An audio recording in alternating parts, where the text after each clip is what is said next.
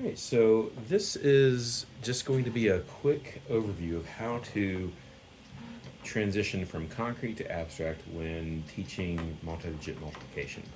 So I'm going to just start off with a single digit by a double digit number because that's usually when we're doing multi-digit multiplication, that's usually where we want to begin.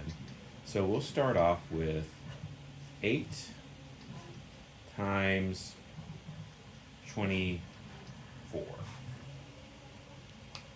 And we start off with a concrete material. Here, I'm actually going to start off with using array rods. So array rods, these are things that can be 3D printed, so they're actually cheaper than a lot of other manipulatives. And what you'll see is that on one side, on one side, we have the number, so there's this a 10, and on the other side you can see that there are the counts. So this is an array of 1 by 10 dots. And if I wanted to, I could have, now I have a 2 by 10 array, and on the other side you can see that, well, I have a 10 and a 10. And that helps students so they don't have to count by ones all the time. That's also helping teachers because you don't have a million ones cubes like you do with base 10 blocks. So we're going to go ahead and we're going to do 8 times 24. So I want to make a rectangle. And I want to make a rectangle on my paper as well as on the table with the actual blocks. So I'm going to just make a rectangle. I'm not going to put any numbers here. I know that on one side I'll need an 8. So this is one side of my rectangle. On the other side, I'll need 24. Now sometimes students will go ahead and they'll just immediately grab a 20 right here and they'll just try to slap this on. But you have to kind of make sure that they're measuring the entire length as 24. Using grid paper will help.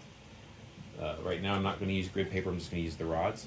But I'm just going to go ahead and I'm going to put 2 10s and a 4. So these are the sides of my rectangle. And you'll notice that I could break this rectangle up into a 10, a 10, and a 4. Or I can break it up into a 20 and a 4. For now, I'm going to do a 10, a 10, and a 4. Because some students will need it broken up that way when they're seeing this. It helps them to build this up. So then I'm going to start multiplying. So 8 times 10. What will be 8 times 10? Now hopefully your students have mastered their multiplication facts, but they might not have. So they may be able to get an 80 and fit it right in here. But if they start doing this, you'll know they don't quite understand. So you may want to have them flip it over so they can see that this is 1, 2, 3, 4, 5, 6, 7, 8, and it will match up that side. And this is 1, 2, 3, 4, 5, 6, 7, 8, 9, 10. So a side of 10 will line up with the 10 here. I'm going to flip it back over to the number because I like having that number. The students can use the arrays on the other side, but you do want them to kind of start trying to think of the numeral here. So again, I'm using the concrete material, but I'm also using paper, written symbolic version side by side. All right, so I have another 8 times 10, put another 80 here, and then 8 times 4. Okay, 8 times 4. Well, how am I going to do that? Well, some folks will have theirs memorized and they'll try to do 32 and they'll grab this 30 here. That 30 is not going to fit. So you have to kind of emphasize, while these can help with multiplying by tens, when you're doing single digits by single digits, sometimes you just have to think of this as 4 rows of 8.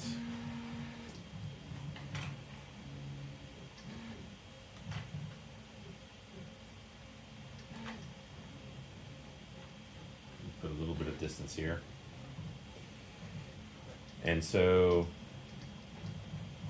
Some students will know that that's 32.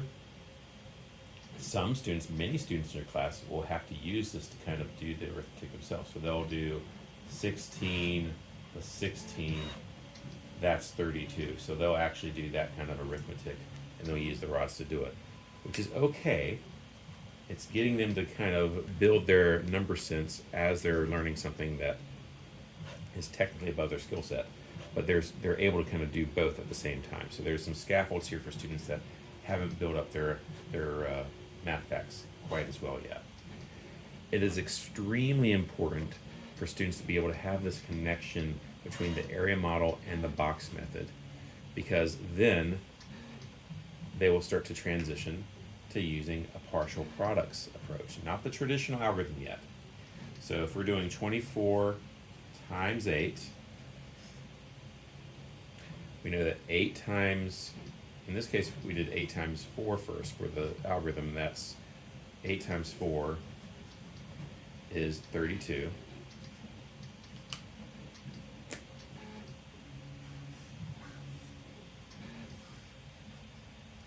And then we can do 8 times, not 2, 8 times 20.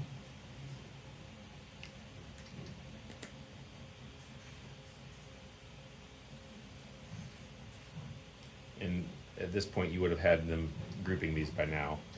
And 8 times 20 is 160.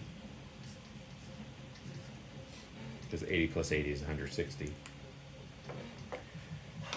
By writing it out this way, students begin to start making sense of what will eventually become the standard algorithm.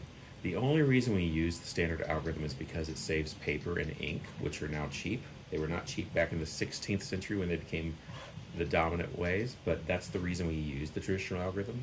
That's the big benefit. It's not any quicker than what you see here. So the partial products algorithm here has the benefit of actually getting at the meaning, and it facilitates the reasoning much better than anything else. So this is really where you want to drive them to, but you need a connection to a concrete material, and having the area model transitioning to the box method, which then transitions very easily to the partial products method, is a good way of doing that. You do this with a single digit by multi-digit first, and then you begin to do, because with this you only have 2 partial products. If I were to change this to 18 times 24, now you have 4 partial products, and that is extremely difficult for students. So what happens then, and I use this example purposely because now I can move this a bit. You do 18 times 24. Students who could do a single digit by 2-digit number now are having trouble because they don't realize that they are going to need 4 partial products. So they may do 10 times 10 or 10 times 20 to get 200. And then they may realize they have to do those single digits to get the 32. They might stop there. So the benefit of having the area model, not just the box model, but the area model, really forces them to understand why they have these partial products. It's really important to make sure they have the area model for this situation, because if you only have the box model and they don't have a concrete connection to it, when they get to either the partial products approach, if they get to the partial products approach, or when they get to the standard algorithm, they'll start doing something like this. So 24 times 18. They'll multiply just parts of the numbers. So 8 times 4 is 32. Or they might carry the 3. I'm just going to put it here just for our illustration. And then 10 times 20 is 200. And then they'll get an answer of 232. Because they are not thinking about this in a way that is actually meaningful. So when you're doing 2 partial products, you definitely want to go back to the area model. You want them to them to think about this chunk, and this chunk, this chunk, and this chunk, and filling up each of these pieces, because you have a 20 times a 10, a 20 times an 8, a 4 times a 10, and a 4 times an 8. Filling in this entire rectangle, and then matching that up with an area model that makes sense. That lays the groundwork for eventually doing something like this, where they understand it at a conceptual level. All right, thanks.